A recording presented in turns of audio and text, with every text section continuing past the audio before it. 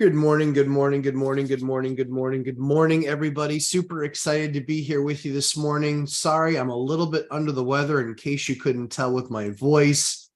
It's even more nasally than it usually is, so I apologize. This will be a tough listen. But I am all doped up with whatever just to make sure that I can make it through the show. Won't go the full hour and a half today. That's expecting a little bit much.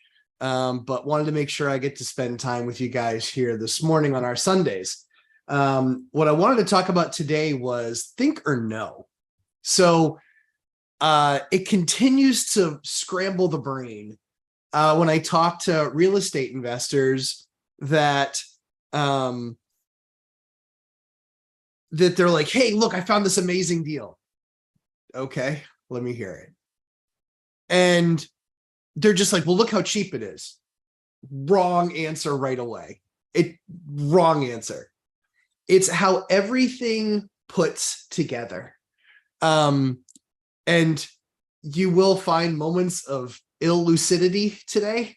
I have been on a significant amount of cold medication for the last 3 days. So yeah, we're just going to try and piece this together. So any patience and grace you have for this morning, I appreciate it. But I didn't want to miss our time together this morning. So I'm, so being in bed and being sick and kind of in and out of sleeping and, looking at some of the message that I get on my phone. And so I had someone text me yesterday and, or 2 days ago, and they said, oh, hey, what do you think about, they said, yeah, I'm not finding anything. I said, I get it. Yeah, tough market, where if you're relying only on the MLS, obviously it's that much fewer number of deals. Like we talk about in my course, the idea of increasing your network, expanding your horizons, and a lot of the things that we teach in my course, the Lumberjack Landlord, oh shit, I'm a landlord, now what, is understanding that if you're only looking at MLS, your deal flow is dependent solely on what people are going to bring to the market. Now, is that a tried and true way of being able to build your business? Absolutely. My buddy Dion, he's only done deals out of the MLS. So you can absolutely do it. However, his growth trajectory and what he wanted to accomplish was at a slow and measured pace. Check the box. It did it, slow and measured pace. If you have a fire under your ass and you're like, I got to go a little bit faster, because I'm starting further behind than Dion, or I want to grow faster than Millennial Mike because he's a machine right now, crushing it. One of the things that you look at is, how do I find deals in other places? So how do I buy tax liens? How do I buy from cities? How do I buy from auction sites? How do I buy foreclosures? How do I buy short sales? How do I buy wholesale deals? How do I get off-market deals? How do I get seller financing deals?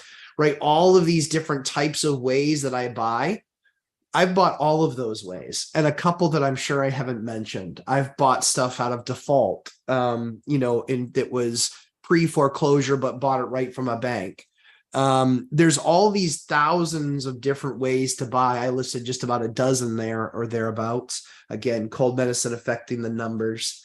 But as you look at it, if you're only buying through MLS, that's fine. It's a slow, measured pace. If you want to start creating more opportunity for yourself, you branch out, you start finding these different areas. That's what we talk a lot about in our course, is finding those different areas and how to buy from those different areas, how to create those opportunities. But I go down that path to say, this person reached out to me and said, yeah, I'm having trouble finding anything, blah, blah, blah. I'm willing to jump on anything. Wrong answer. Don't be willing to jump on anything. We only want to look at great opportunities. Now, you guys know I'm a value add investor. I don't buy clean, clear-cut deals. Why? Because anybody can do that. Anybody can. I want to use my skill and my expertise to create great deals every single time. And so when I talk about think or no, when you get really good at this, and that's the goal, right? The skill is to get really, really good at this. And then instead of thinking you know something, you know something. Now, the first time you're out of the gate, You can have studied all you can study, you can have read all that you've read, and you still think that you know at that point. But after you start seeing the practice of it, right, you get that confidence because now you know that you know, because you took action on what you thought you knew, and it turns out you knew and you were right. So this is where we have so much trouble, myself and the real estate Avengers. This is where we have so much trouble with the Crash Bros, is they act like they know, but they only think that they know because they actually haven't done it before. They don't know what they're talking about. They don't know. Hence why they started calling for rents crashing 2 years ago. And bad news, I just broke a record in my market. Sorry to break your figures and your thought process and your feelings. Factually, I just broke a record in my market for rents. Now, in the wintertime in our areas, rents slow down. So what do we see? We see that there's a little bit more inventory. There's a little bit fewer people looking, but that's expected. If you were brand new to the market, you would think the market is shifting. Not shifting. I know that when it comes to September, there's fewer renters. When it comes to October, you cut that number in half. When it comes to November, you cut that number in half again. And when it comes to December, you cut that number in half again. And so when it's all said and done, you've just taken 100, you halved it once to 50, you halved it against to 25, you halved it against to 12 and a half, and then you half it again to about 6.5 out of 100. It gets really low in November and December because the only people looking then are people that have to look. They're people that are getting evicted, or they're people that had some major life event where they have to move. That's what really happens in those months. No one in New Hampshire says, I'd love to move in November around Thanksgiving, December around Christmas and New Year's and Hanukkah, hey, you know what? January is the coldest and snowiest month of the year. Let's move then. When we always have that one cold snap that lasts 0 degrees for a week and sometimes sub below. Again, these are things that when you start to see this and you have years in the business, you then know what you know instead of think that you know. So one of the things that we always try and introduce in my course is all of my experience over a 20-year period, 22 to be exact, but over a 22-year period, I share all of that because I want to give you my version and my work over the last 22 years, all the mistakes that I made, all the things that I did, all the changes that I took care of and built into my business. That's where I want to spend that time with you guys and say, this is what I did. However, yesterday's lesson doesn't always win tomorrow's ball game because that's what shifts. So it's really important that as you're going through your real estate investment journey, whether you have 0 units or 20 units or 50 or 100 or 200, any stage in the process that you're at, you really need to be operating under the things that you think, and then in spending more time and investment into going from think to know. I know as much as the sun is going to rise tomorrow, that real estate is a good long-term investment. History has never proven that wrong. Where it does prove it wrong is over periods of time. So when you're trying to time the market, it's really very difficult. Somebody said in a reel that I sent to my guys, something said to these guys, I sent it to Dion and to Mike, Millennial Mike. And it was somebody said, oh yeah, real estate's really predictable. Oh yeah? To show me. Is it going to go up and down? That's predictable. Show me the cycles. The cycles are in and out. They can be 4 years. They can be 12 years. They can be minor corrections. They can be massive recessions. They can be near global collapse, right? There's the gap in between, and severity is always what then dictates whether or not what you're doing in that process is going to turn out to be a good strategy.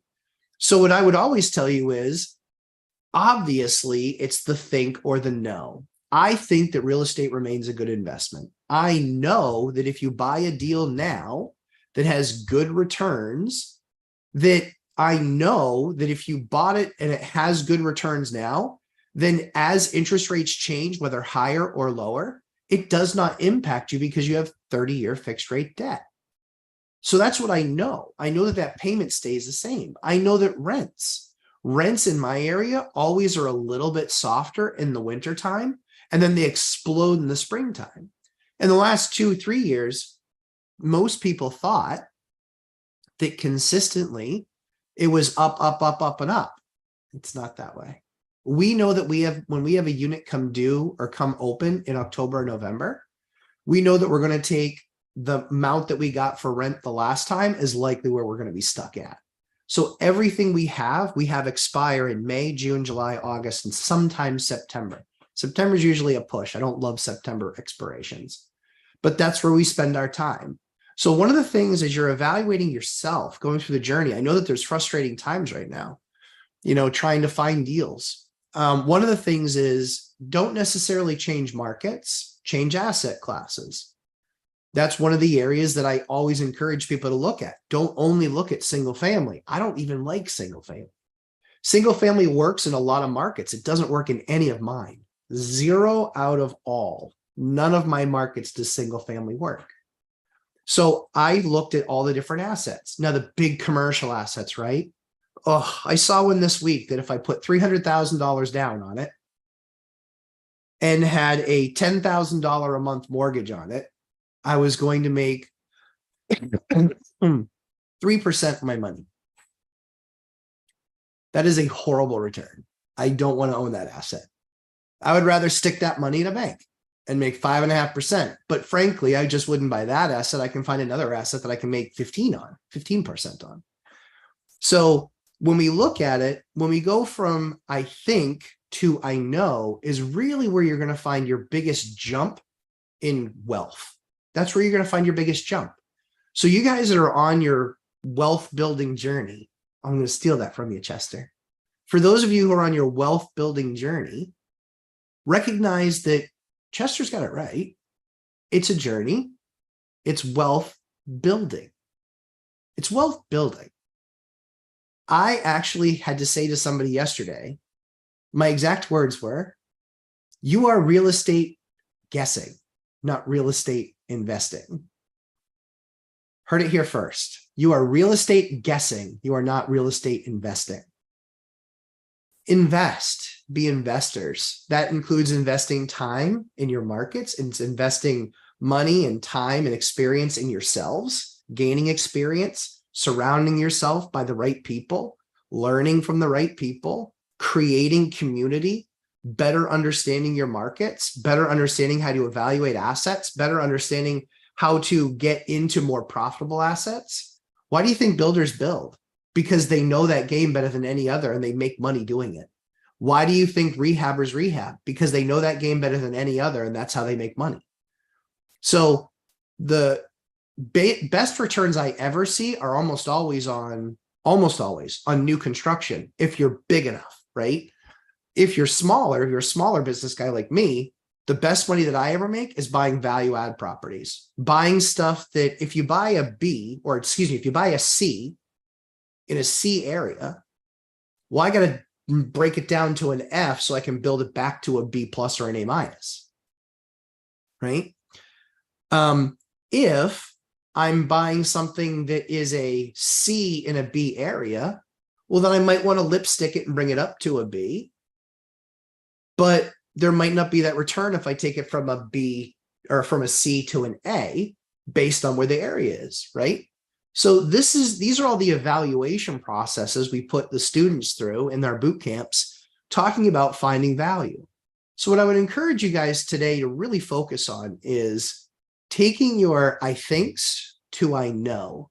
And the way that you do that is really by only 3 things. One is continue to skill up. Continue to skill up, learn, listen, follow, look at other landlords that are doing things that you want to be doing.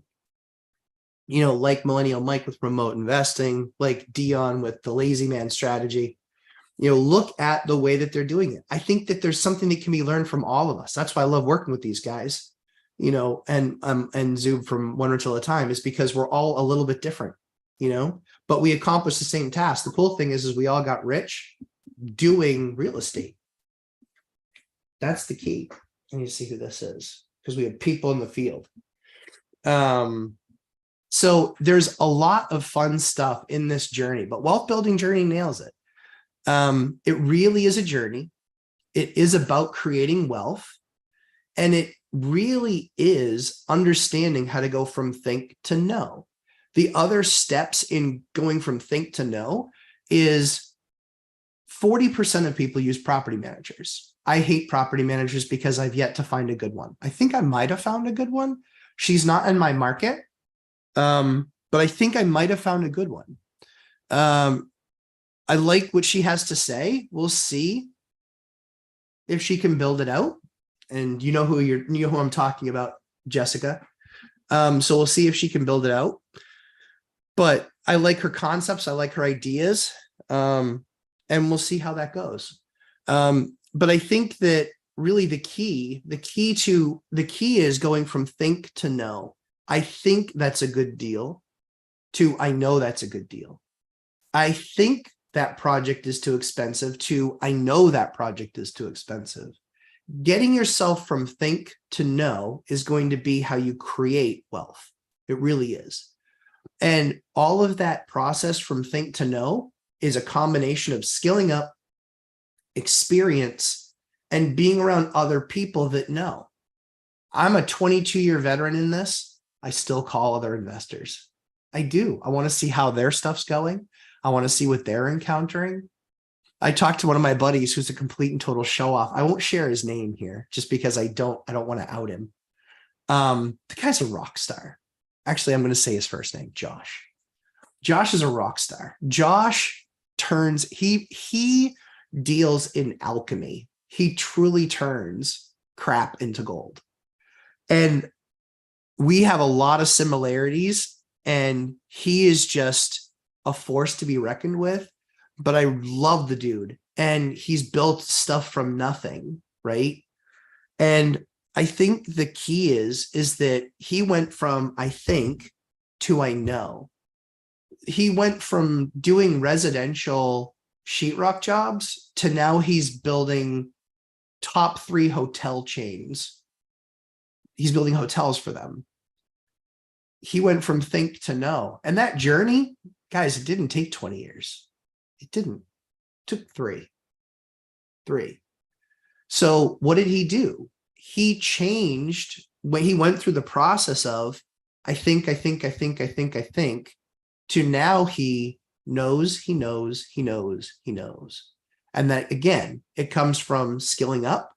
It comes from surrounding yourself by the right people and having active conversation with them and continuing to do the work on a daily basis.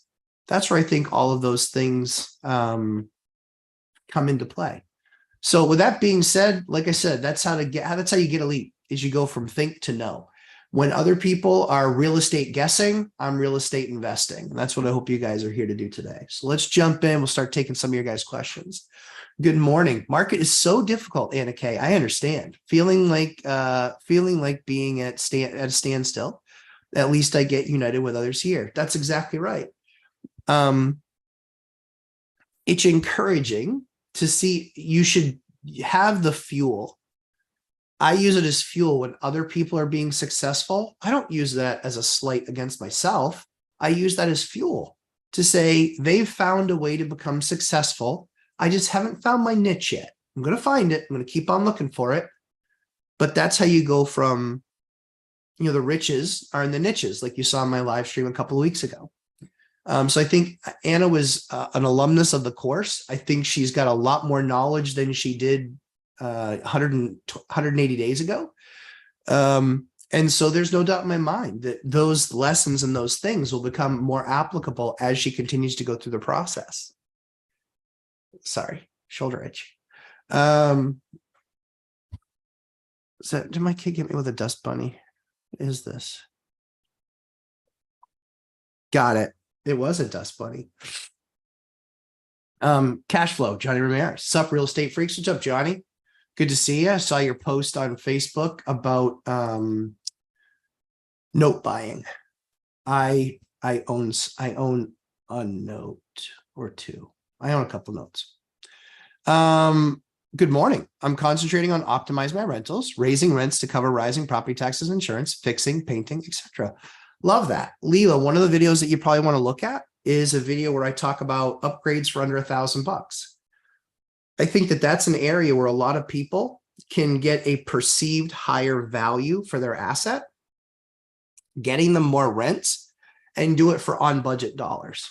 That's going to be a real key for people. And that's why I love my course, is that we spend time, the riches in the niches, right? Upgrading toilets, doing little weird, goofy things like that, and then seeing that our expenses continue to go down as opposed to going up. So that way, when we're staying even on market with our rents, we're actually increasing our margins, which is what it's all about in this game. You really need to understand that you need cost controls in order to expand your margins. The way that you get that is by optimizing, and that's one of the main tenets of the Lumberjack Landlord course. Dion talking about financial freedom. Every time you hit the like button, an angel gets its wings. That's true. I've seen 2 angels flying out there today.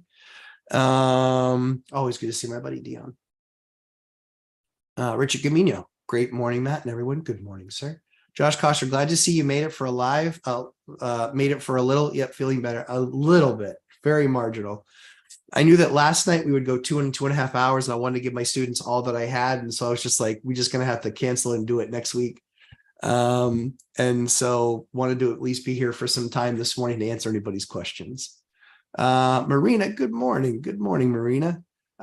She's got a duplex now. That's going great. I talked to her this last week and she said, it's going well. She was able to go back to the seller, get a credit on her roof. Congratulations to her.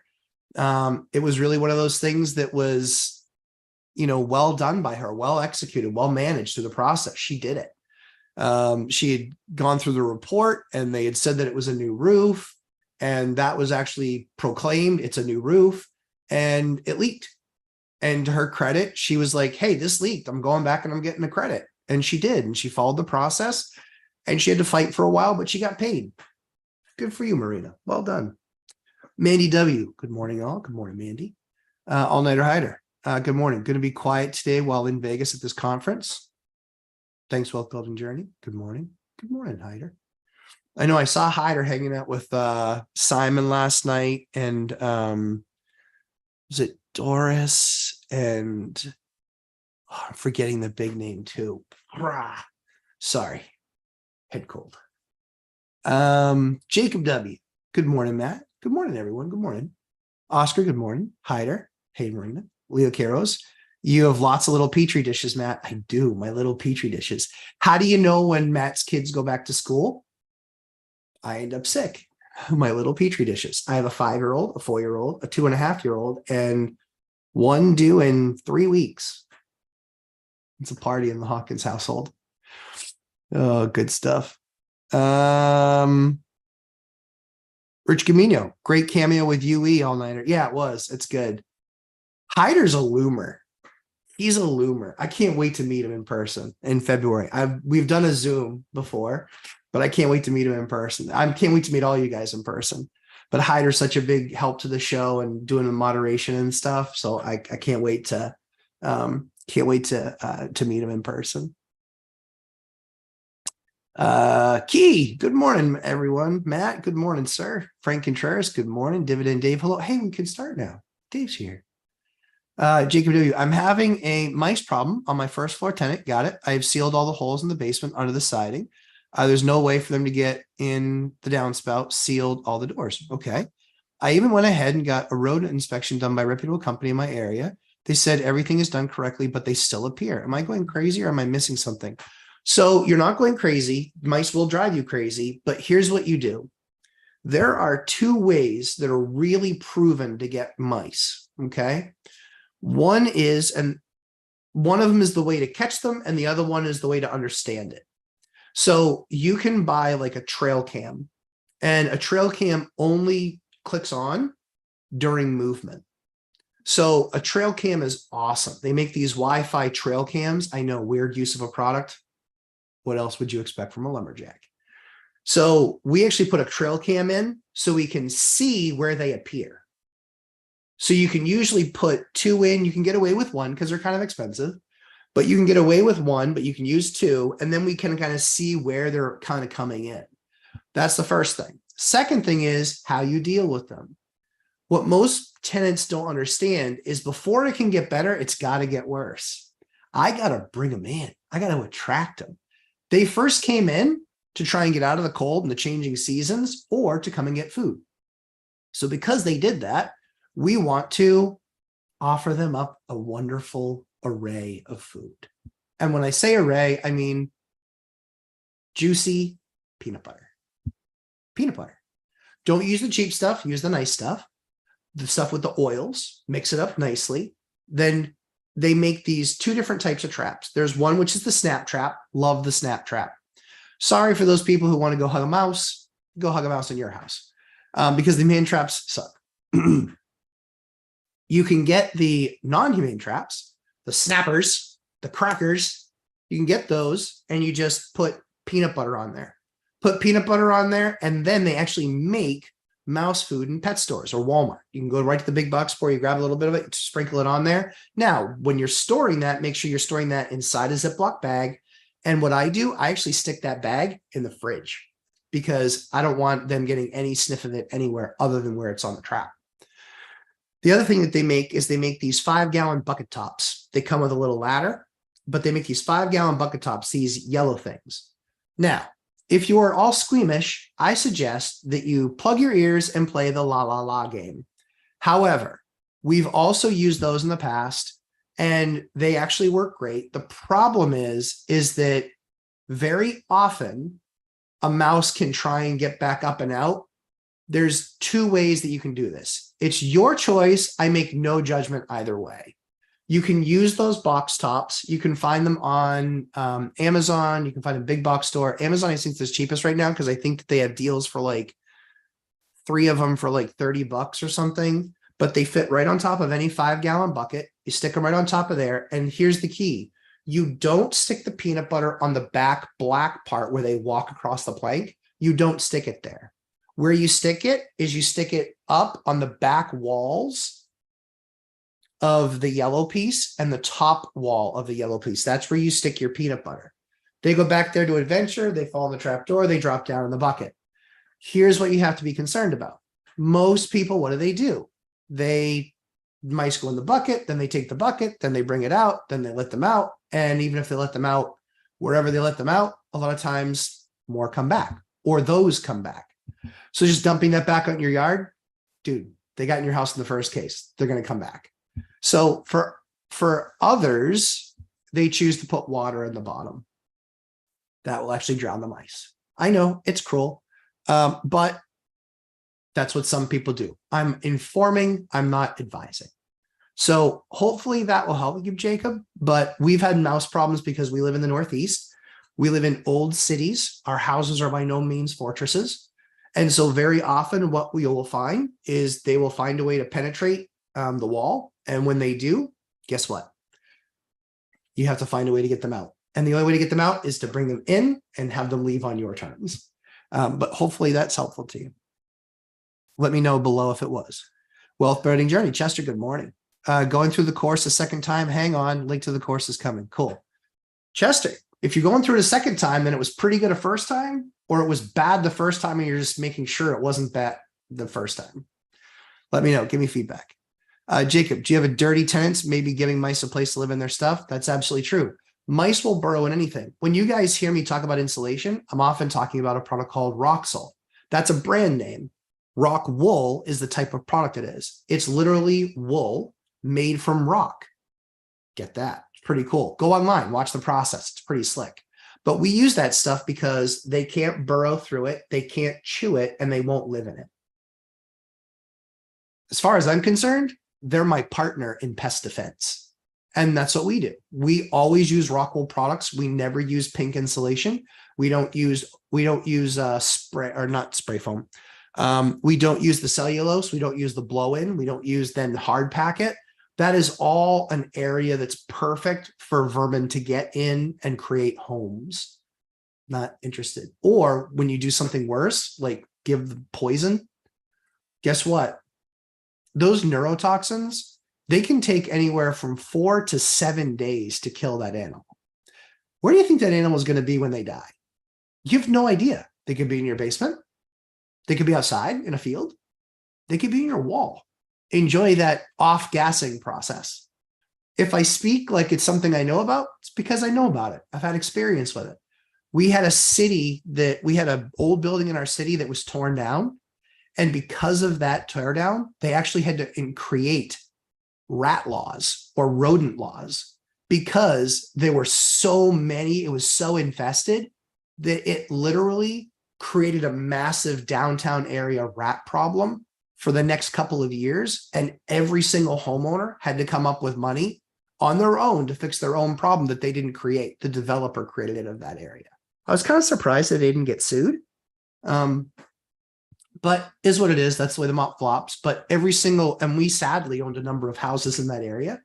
So we had a problem that we'd never dealt with before. For the first 19 years I was in this business, I never even had one rat sighting, never. And then I had 7 over the next 2 years, and mice and rats. And so we had to come up with a plan. And so I learned all about it. So now I don't think I know what I'm talking about. Now I know because we've created good spaces where they don't exist anymore. But tenants can bring them back if they leave out food, if they don't take care of their garbage, if they leave garbage bags outside, if they stack stuff on the inside and don't move it very often. They're looking for dormant spaces to kind of crawl in and create nests and houses. No. Nope.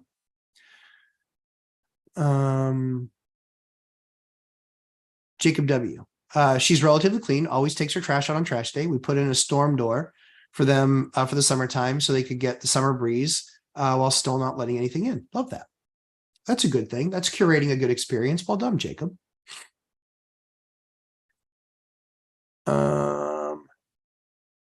Seems like if they're sealed in, they have a home somewhere inside.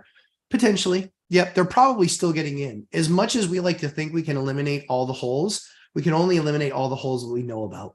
There's almost always areas that we miss that we can't find. Almost always. Let's see.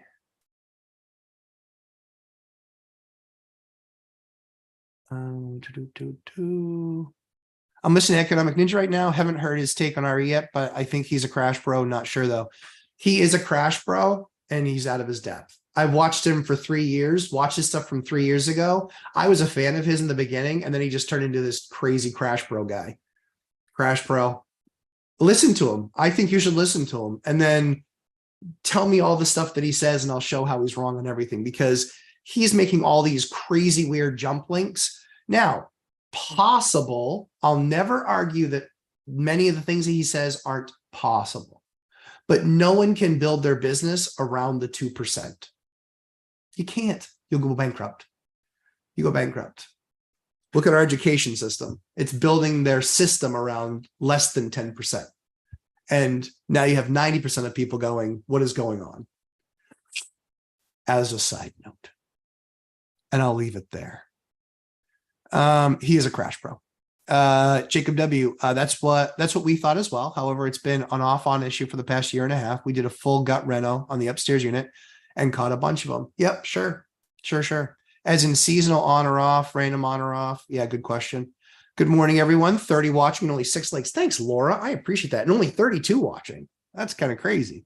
I remember when we used to get well over 100, but that's all right. I'm not everyone's cup of tea. The people that are here, I know are here to learn, and that's what matters to me. I don't care about quantity. I care about quality. Wealth building journey. I was shocked at how costly even the cheapest student housing for a shared dorm is at the university. Yes, sir. Looking for good deals within the walking distance of the campus to create some serious value add. My man, that's what I'm talking about. Guys, student housing. And I did just see that for some reason that thing hasn't gotten up there. I greatly apologize. We're getting a link up there for that newest video. It's going to be up. But student housing is key. I've got 2 components in the student housing piece that are absolutely must watches. There's 4 or 5 sections that are worth the whole price of the course, each individually, but I wanted to bundle everything together. But student housing, guys, student housing is absolutely where it's at. It just is. And I'll show you the entire process. There's 2 pieces already done, 1 that hasn't been.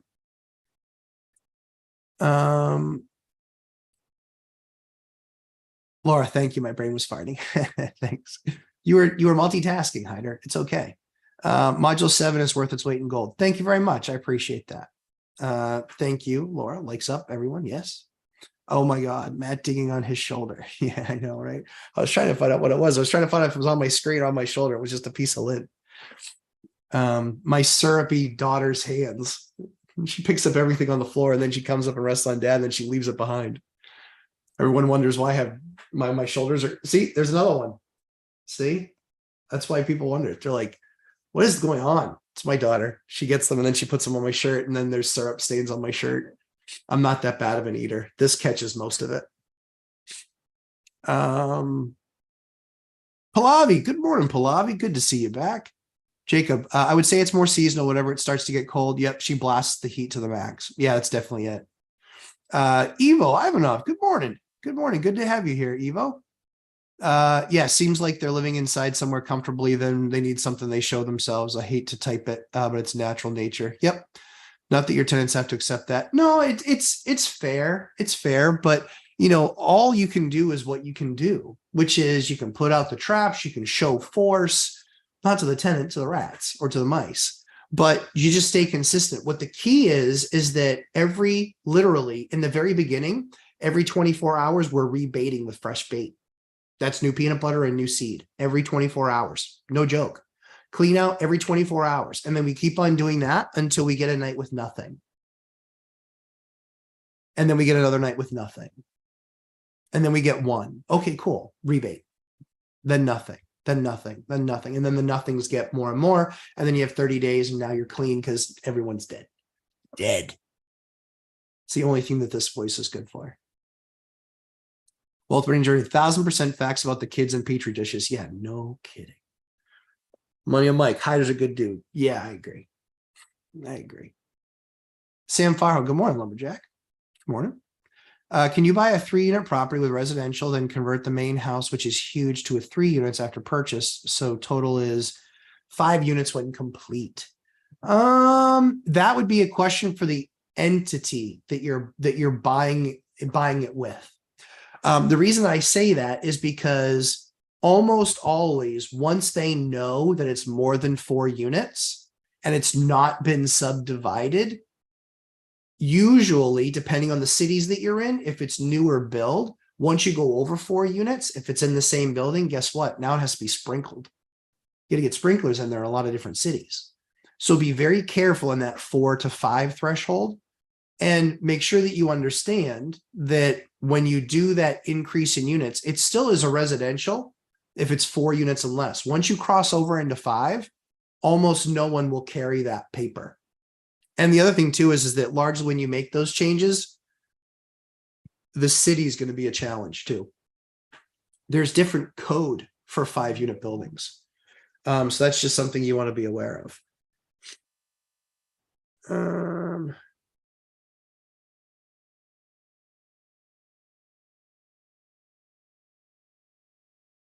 Cool. No problem. We got people working in the field today. We had a couple move-ins today. One of my tenants is getting all their deposit back. One of my tenants is not. Oh, freaking dog people. I tell you, and I'm a dog person, but I'm not a slob. I'm pretty sure they didn't own a vacuum. But that's okay. They're gonna buy a vacuum 3 times over by the time the cleaning bill's done. Invest to Wealth. Good afternoon, Matt and everyone. Good afternoon. MJ went to a couple of open houses yesterday. Love it. Real estate agent told me this unit can rent for X amount. Love it. Moral of the story from doing my homework, I knew the rents. Love it. I just like that this lady don't know. Yeah. Think to know. That's exactly right. I know more about my market than 99.9% of the agents out there. Literally. There are maybe 2 or 3 people that know more than I do about my market, although it's close. And I can say that because I know they're not rental agents. They're real estate agents, but I buy a ton of property. I also sell property, but I buy mostly. I don't like selling. But because I know, and I'm a renter of my own units, I know what the traffic is. I know how many inquiries we get. I know how many qualified showings we get. I know all of those numbers. So they're like, whoa, it would probably rent for $1,200 a month. And it's like, okay. And I know it can rent for 16 all day. I had somebody tell me, he goes, Matt, your max rents are going to be $1,500. Okay. Want to make a bet? He's like, you want to bet me? I go, yeah, I'll bet you. I beat an agent. Not physically. Emotionally, it felt like a loss. But I beat him on paper too. He's like, yeah, I'll bet you. He's like, what do you want to bet? I go, expensive dinner. He's like, okay. I was like, but not together. I want to take somebody I like. He's like, nice. Okay. So I bet him and I won because I didn't get $1,500 of rent. I got $2,000. I told him, I said, no, I didn't need to make the bet 2,000. I just said, so you're saying my peak is 15. He goes, absolutely. Peak of 15. All right. So if I get anything more than that across the units, I win. I said, I have to average above the 1,500 per unit though. He's like, exactly. I go, easy enough. So I didn't get 6,000 a month. I got 8,000 a month. Now, them selling that building based on the numbers that he was giving, it was about an 8% return. Well, guess what? I just added 30% to that because my rents were 30%, over 30% higher. This is how you get a lead. You don't take people's word for it. That's them thinking, not them knowing. And that's the problem that most people have with listening to agents. They think that they know. They don't know that they think. That's good. I mean, that might be a walk-off moment, but I'm not going to do it. I can't walk off. I mean, that's pretty good on the amount of cold medicine that I'm on. I'm not sure I can do much better. You're not sure yet if property is manufactured or not. Very confusing. How do I check on that? Not sure yet if property is manufactured or not. Very confusing. How do I check on that? You can check with the city if you're not sure if whether or not a product is if a building is like a mobile home or a manufactured home versus a built home. Just check with the city on the building permits. Look up you can call the city. Most of them have something called GIS. You can also look it up, and you can also then building department code enforcement. I would reach out to them, town records, and just look up, see if it should say in their manufactured home it was basically delivered and put on a slab or put on a foundation, or if it was built. You'll have one of the two there. It'll say there. You also see if you have plans and architectural plans. I would check that. How do you deduce if a wall is load bearing or not? Yeah, that's a great question. So load bearing. Hyder can probably explain this more cleanly than I can, but I bet I can layman term it probably better, I hope. Basically, load bearing is a wall that you would have that is supporting something underneath it and also above it. So often when you have a wall that is traveling the same direction as a joist, so you have your joists that are running this way in the roof, and then you have a wall underneath it that's running this way, that not load bearing. Almost in every case, that is not a load bearing wall. The load bearing walls are the ones that run the opposite direction, creating a T, because that creates safety and structure. And then you look to see, ironically, the footprint below it or the space below it also has that same thing, and then has some sort of a wall or a center mount for a duplex. And it might actually have your center beam where you have a post up to the center beam off the basement floor and something called a cement footer. Those are your load bearing walls. So almost always a key giveaway, not always, but almost always a key giveaway on if something is load bearing or not is it running the opposite direction of your joists? And then also seeing what the line is from above that to the roof line, seeing what that is as well. Let me know if that's helpful to you, Tia. Good to have you here. Welcome to the channel. Ironwood Workman. I'm late. What y'all chat? We're just chatting it up. Ironwood. I'm a little brutal right now, but appreciate you coming. Mice in a bucket trap. Yep. Water is clean and quick. Oh, I knew you were going to say that. Man, people hate us. Yeah. But I say they hate us because they ain't us. Again, I'm blaming that on the cold medicine. You know, I would normally never say that. Millennial Mike is a better dude. I mean, most days. I overshare. I bust his balls all the time on his gym shots. I'm just like, dude, I don't need to see you in the gym to get your nuggets. Literally. And yesterday he starts one out with a freaking semi-nude shot. Like, I sent many curse words back to him. And then thankfully he tilted his camera up so I didn't have to look. Awful. That's abuse. That's abuse. That's assault, brother. Dishes every day. Hit the like button, guys. Hey, dishes every day. Good to have you here. I thought you might be at the conference too, but you're probably the one home doing all the work while Simon's at the conference. Good to have you as always. That's the way we do it. Repetition. That's right. Absolutely. I learned new nuggets of wisdom each pass through. Love that. Yeah. It was fire hose method. I need to take an absolutely enormous amount of notes. Dude, love that. So that's about the course. Wealth building journey. Watched me for probably for a little over a year. He's been part of the community. Getting more serious about his journey now and saying, I need to learn more, know more, understand more. Been through the course once already, going through it a second time, took a ton of notes, getting more notes. We've got some value. We got some additional segments I'm going to add for folks before the end of the year, which I'm super excited to add for you guys. There's going to be one around lead paint. It's going to be big. It's going to be big. It's that I'm literally trying to chart it out like it's a separate course. I'm not charging anymore for it. I want to give that to you guys that are in the course. But I'm trying to chart it out. There's so much there. We're still not done yet, and we are 13 months into our lead order journey. 13 months. I can't do that on YouTube, but I will do it in my course. I just can't do it here on YouTube. So you guys will see that in the course. And for those of you who are in the course, it will be it's part of the course. It's no added cost for you guys. I want to give that to you guys. Sammy Farho, main house has manufactured home and another duplex on the property and can't find a lender to buy because of manufactured home. Very true. The only way that you can sometimes find a way to buy that is if you have them only value the actual home, not the manufactured. The problem is the seller is trying to get value out of the manufactured home being there. That's the problem. The other thing that you can do is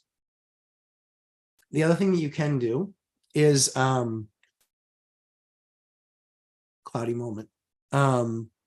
You can also talk to a bank and let them know, a commercial bank on a commercial loan, and just let them know, hey, can I count this? Can I not count this? What are your rules around it? Many banks have different rules. I have one bank that will let me write those deals when I find a house with a manufactured property. Yeah, I've written a number of those. I've written 2 of those deals.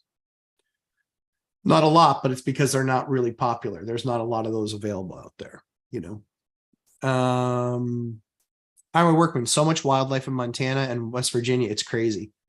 New Hampshire too, man. Come on. Laura Simonigo, hi, Hyder. Enjoy your conference in Vegas. Absolutely. How frequently do you dive for dollars? Matt Bittner. Once a week. Once a week. Yep. When I go out and I'm checking on a building, when I'm checking on a building, when I'm, have 20 minutes in between things, sometimes that happens. I'll go and I'll be like, you know what? I'm just going to drive in and around this neighborhood. So yeah, at least once a week. Yep. All the time, at least once a week. And a lot of times we'll do it with the kids in the car.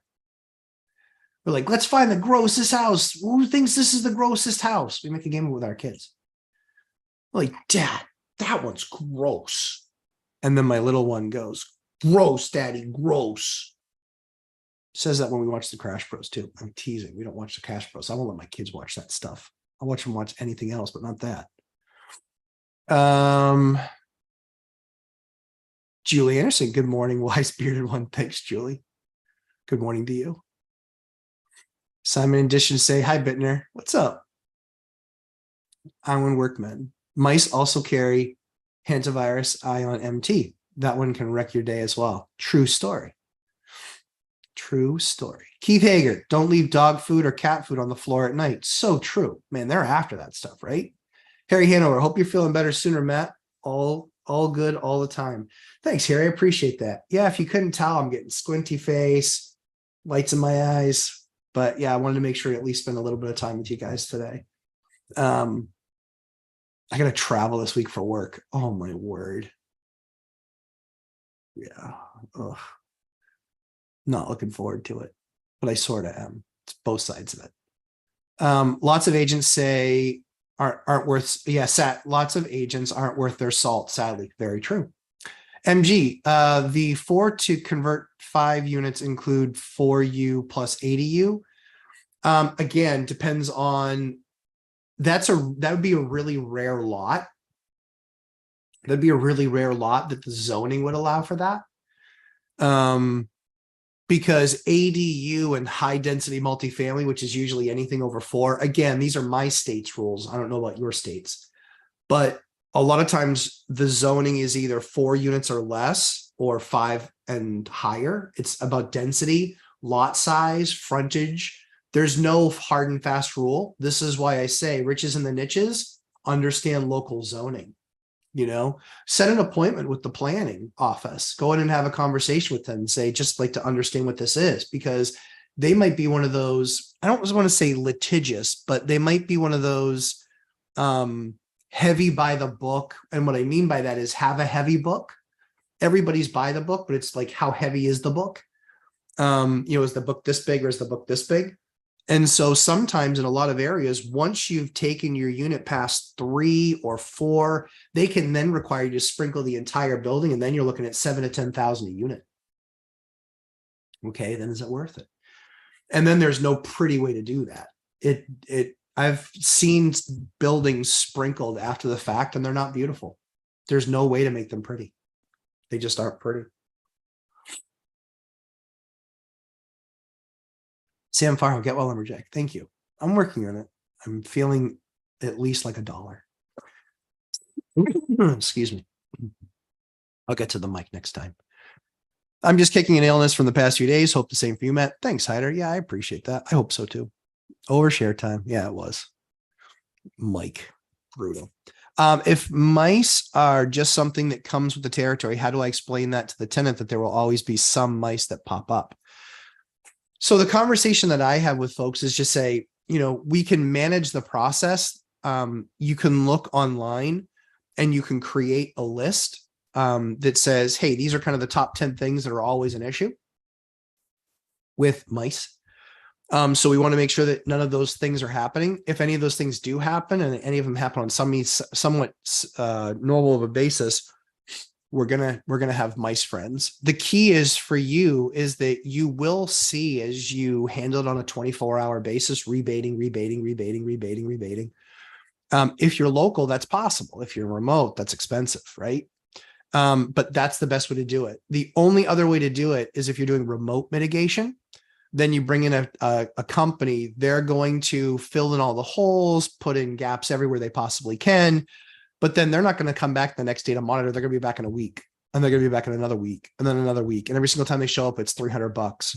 And then a lot of times they use toxins. They'll use boxes with toxins where the vermin will go in, eat it, and then they die off. The problem is like I said, that's not an immediate thing. It's not like I'm dying. It's not that. It is 3 days, 4 days, 7 days. There's one that we found that was really good. That was 1 to 2 days. I still didn't feel comfortable at the 1 to 2 days. I didn't love that because I've had one die in a wall and I had it off gas, and they say that it stops off gassing after a couple of weeks. It does not. It does not. Every time it gets warm again, it off gases just a little bit more. It's gross. I don't recommend it. Harry Hanover, number of viewers is relative. I agree. The younger generations are still waking up to sweat equity. Rhetorical question. Who could possibly teach that except a dude like Lumberjack Landlord? Ain't many of you. I appreciate that. I mean, I think at the end of the day, it's what, people want. People get what they want, right? Like, is it easier? I admit I have stuff that I watch on YouTube that is kind of like mindless stuff. I like watches. I'm a watch guy. So I like Moses the Jeweler. I like Roman Sharf. I like those guys, but it takes no energy whatsoever to watch one of those. But I like it because I like watches. And a boy can dream. But I like it and I like watches. But when I'm watching, Mike or Millennial Mike or Dion or something like that, or to learn, I'm different frame of mind. And admitted, sometimes I need brain vacation and just to, kind of enjoy something different and new. And other times it's like, okay, I want to support my buddies in the space, but they also have different views on some things than I do. I'm always happy to change my slant, or adjust my view. So yeah, I appreciate that, Harry. Wealth building journey. That's going to be amazing. Everyone should pay attention to the year builders build a house. The cutoff is 78-79. That is true. You very much should. If you are in any of the older cities, so anything Eastern Seaboard, it's you. It's for sure you. Yeah. Pallavi Patel. First, extremely sorry for staying away. I completely understand. Under circumstances for this very informative Lumberjack channel. Appreciate that. Thank you for your kind, generous attention and time with solutions to incredible questions. Pallavi, I really appreciate the live chat, the super chat. It's my pleasure to spend time with you guys. Go.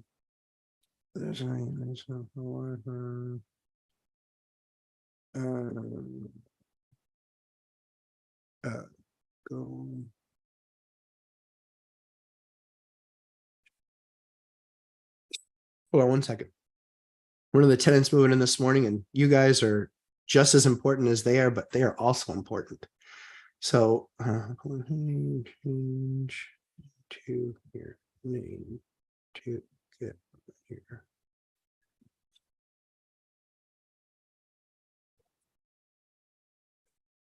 For devices.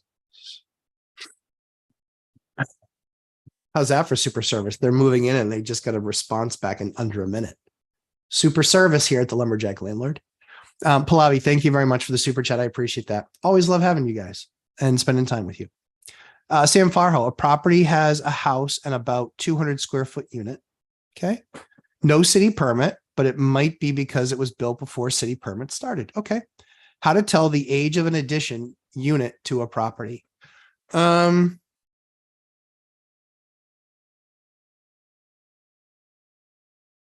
You're not going to get exact. You're going to get ballpark. It's not like a tree where you can cut it and see how many rings there are and figure out exactly how old it is. I'm not making fun of you. I'm making fun of me. That's what pops in the head. The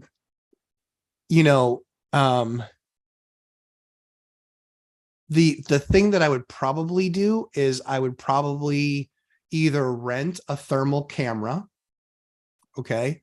Or I would call for an energy audit blow door test. Excuse me. I would do that because that will tell you what the insulation is on the inside. That often can date it or at least give you the quality of the build. The only other way to do that is you just remove part of the wall and you see interior and you can see, is it newer 2x4, older 2x4? Do they put it on a block foundation? Do the blocks have cement inside the cinders? Is there rebar inside the cinders?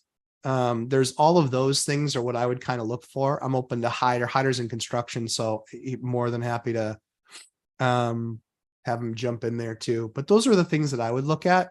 Usually I can get the date that something was built within the decade. If it was built 50s or 40s and newer, I can usually get it within the decade. And then at that point, because it's kind of like stuff was done over certain parts of time. So usually you can get that. Let's see. You're welcome.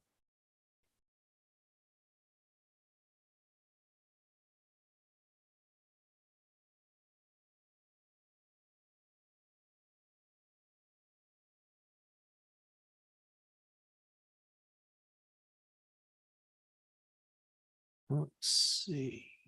All-nighter. Jacob, maybe find an inspector, yep, that will give you a kind of report stating everything is good and good to go, but mice are natural creatures. So that certainly is an option. So I think I would dovetail onto that with that list that I talked about you getting. Maybe it coming from a third, I think coming from a third party, it has more sway to it. So I think that a combination, I think Hyder's right. I think having some sort of a report like that from a third party is always helpful. And, you know, is there a chance that that inspector, while he's creating that report, can also fix the issue? Maybe. But there's almost always some way that they get in that you can't find. It's just, yeah. My house was built in 2018 and we had a mouse last year.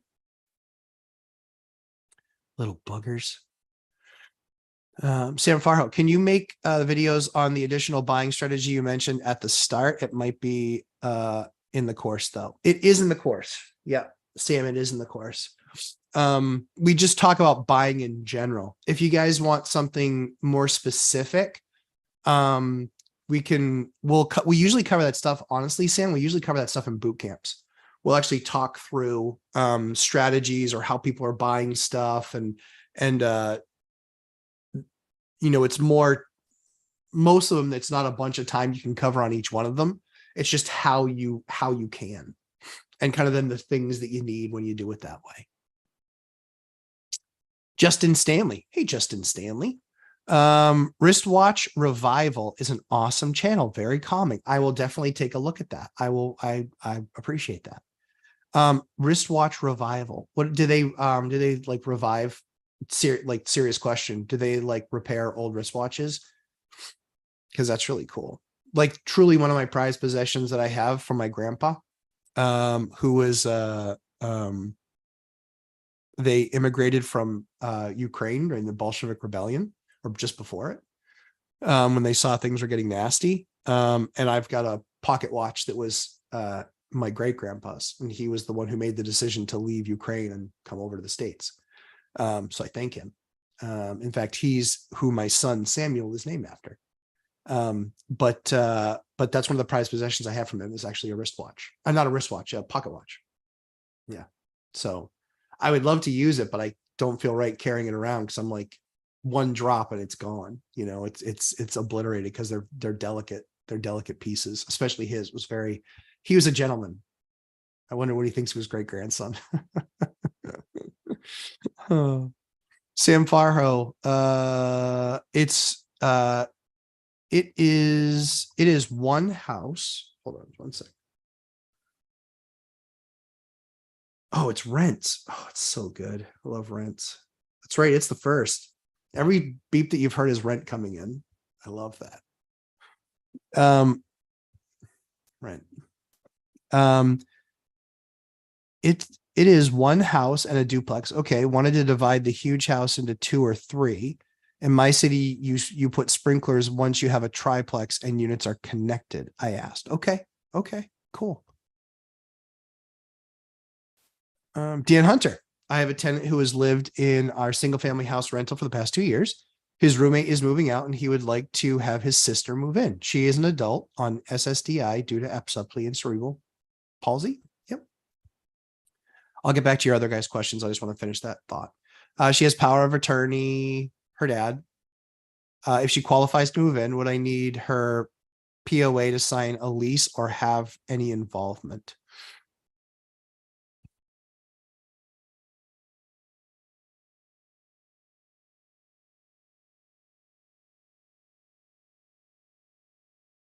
I don't know the answer to that question. I think it depends on state. I would think that if she has somebody that has power of attorney, then they could argue if she ever signed anything that she wasn't a faculty or didn't have the right to do so or the means to do so. So my gut reaction, not I know, this is I think. I would think that it would probably power of attorney would need to be involved, but I would have a conversation as I teach in the landlord course. You gotta must have an attorney on retainer that you can ask questions like this of, because you always want the right legal answer. That's what I would do. Joshua Coster, how do you learn about construction in depth without working it? Great question. I never worked construction, and I know as much as any construction worker. I think most of them. The way that you do it 100% is you're around it. You learn, you've done rehabs, you watch others do rehabs. The value add piece, and that's where, you know, birds of a feather flock together. So when you're in landlord groups, there will be some lipstick rehabbers, there will be some upgrade rehabbers, then there will be gutters, then there will be, construction, basically knock the building down, build up from scratch. That network is where you're going to get introduced to a lot of contractors, and then just talk to them about, what the job is. That's why you get, 2-3 quotes, and then you see what it's like to work with people. A lot of people can do the job. The quality of job varies. The pricing varies greatly. But that's how, the only way you can get that experience is you watch a lot, you immerse yourself in it. You work with people like myself, that have a lot of that experience in it. And then, I've actually done projects with people, not financially with people, but where they were just like, hey, we kind of need a sounding board for any of this stuff, and kind of how to manage and handle issues, and how to, manage a GC, or how to manage a contractor that's not doing the job. In the very beginning, I did a lot of contracts.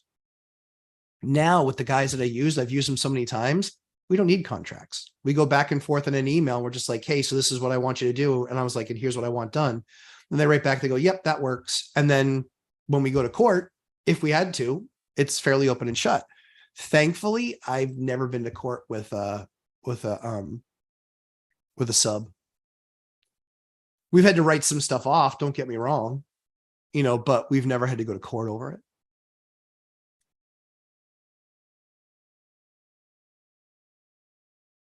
Ironwood Workman, dating additions, buy lumber, plumbing, wiring, even color of paint and carpets, type of flooring. Yep, absolutely. Yep. Wiring is, believe it or not, I don't know what year they started doing it, but on the wire, there's actually dates sometimes. So it used to be a code, and then they started just saying, we don't need a code, we're just going to put the date on there. So you can get by that way too. Jacob W. I will look into that and try implicating all the things, implementing. Yeah, I think you meant all the things Matt and All Nighter said in your methods. Thank you both. Enjoy your Sunday. You too, Jacob. Thanks for coming and hanging out. Howard Workman. I would talk to an old school builder. Yep. He can tell you and get really close. It's exactly right. It's exactly right. Yeah. If you've been doing this for 30 or 40 years, guess what? You can be like, because what ends up happening is, let's say they've been building since the 80s. Well, when they were building in the 80s, they were looking at stuff that had been touched in the 40s and the 50s. So then they go back 30 or 40 years, plus the 30 or 40 they've been doing it, and then they have 80 years worth of kind of timeline there. The frequency that you would work on things is usually these, kind of 40 and 50 year gaps. So that's a great old time builder for sure.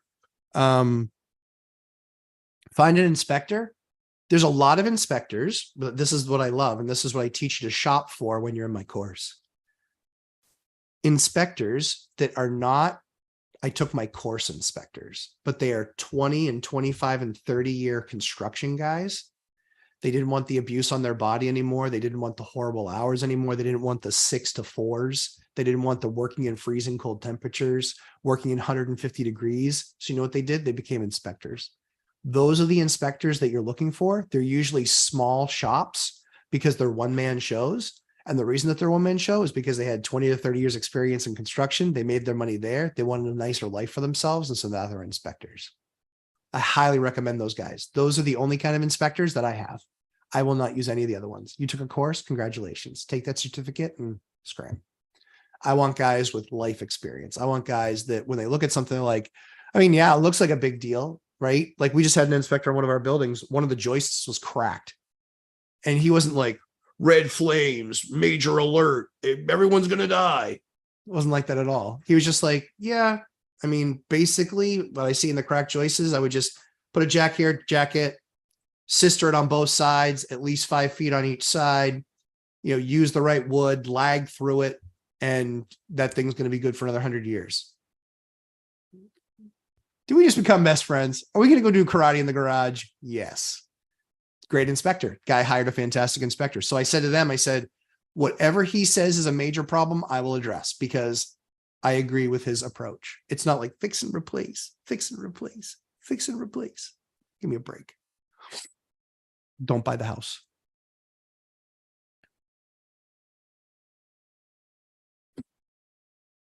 Justin Stanley. He repairs watches that were sent in by viewers. Oh, so cool.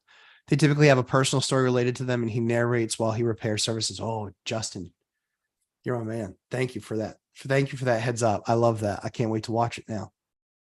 Somebody's going to be watching that this afternoon. Actually, probably tonight after football. Okay.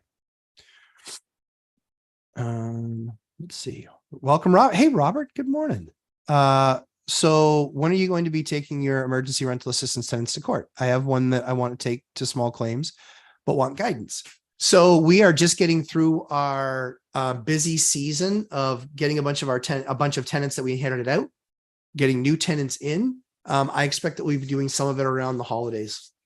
Yep. Sorry, bad timing, but things slow down dramatically for us in the wintertime because there's no transitioning of units or movements or any other stuff. And if there are, it's very small numbers. So that's what we likely will be doing. Sam Farho. The next one's going to be the last question. Sam Farho, how do you improve time management skills? It is challenging to find time after a 9-to-5 job and spend time with young kids and still find time to do REI, even to take your course. Any advice on this? Yes, sir. I do have advice on this. Sacrifice. There's no shortcut. And I'm not saying that you're trying to find a shortcut. I applaud you for trying to find the smartest, fastest, easiest way to do it. No joke.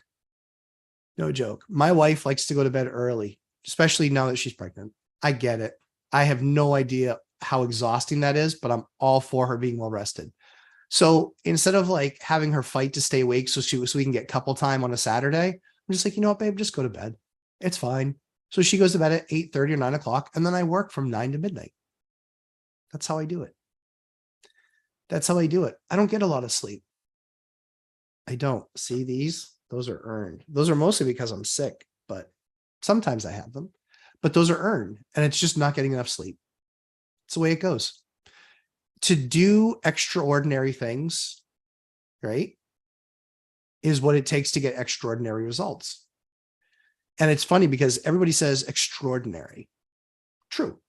But I say extraordinary because that's what it is. It's extraordinary. It is. Ordinary is what everybody else does. 9 to 5, love their wife, love their husband, love their kids. That's what everybody tries to do, right? The key is above. It's just more. It's more. I took 3.5 years, almost 4 years off from dating when I was in my 20s. Not now, I'm married. But I took that much time off from dating because it was singular focus, dual focus. It was my job during the day, and then it was real estate at night. And I worked 100 hours a day for my real job, 100 hours a week for my real job. And I would do 30 on, I never slept. And so it wasn't by accident that I ended up here. And you don't have to be crazy and obsessed like me. But if you ask me the top 2 skills or the top 2 things, attributes that people need to be really successful, to be elite successful, it is obsession, really good in work, really bad in relationships. And it's, a desire to learn. Desire to learn. It's just being obsessed. Be obsessed, have the desire to learn, you'll get there. It's really hard. It's hard. It's hard, and it's sacrifice. It's sacrifice. But when you're paying for your kids' college tuition with stroking a check, that's when you get to cry because it was all worth it. And it's going to take some time away, but you can limit the amount of time that you take away from them for sure. I'm a workman. The Burr guys that are successful really can teach you a lot as well. Yep. And of course, landlords, right, Matt? LL. Yeah, exactly. Yeah. I mean, Burr guys, the problem that they're going to have is actually getting out now. It's going to be a challenge in the refis. They're going to get stuck on some stuff, but there's some decent guys out there. There's also some like Bob Vila. My understanding was, I don't know if this is true or not, but I believe what I had heard was he had to leave because he was bankrupting homeowners with how overbuilding he was doing everything. I don't know if that's true or not. But I think that some of those places, just because they're on TV and they want to be completely beyond reproach, overbuild everything. So it's like they built something that would withstand a nuclear blast when no one can afford that. And that's not the standard. So Josh Burdick, thank you very much. I appreciate that. I'm not sure what 199 gets me, but I'll figure it out. Even if it's, I don't know, it's going to be something. All-nighter. Best guidance, small claims court would be the statuses around context. Yep. Make sure your legal notice is communicated. Even more than that would be courts require, in my opinion, without harassing. Totally agree. Jacob W. just thought of this. Where would I look for an inspector? Would I go to the town? Nope. I would look on like a Thumbtack, an Angie's List, talk to your local landlord groups, ask them who they've used. Absolutely. You can also just Google inspectors in my area and then just look at each one of their pages and look at what their experience was. And if it's not posted on their site, they likely weren't a construction guy, but you can go in there, or even if it's just a name, usually a lot of times it's the guys without the websites with just the names. You can go in there. They're construction guys. They're not tech guys. So they're just like, yeah, I got my name out there. I got my name on the yellow pages. What do you want from me? Then you call them up and have that conversation. So I hope you guys have an absolutely fantastic week. I'm going to split. It's pounding. I got to get some meds. I hope you guys have a fantastic week. It was a blast as always. To my students, thanks for your patience and grace for me last night. I look forward to spending time with you guys next weekend. And yeah, you guys have an absolutely fantastic week. Take care, guys. Talk soon. Bye now.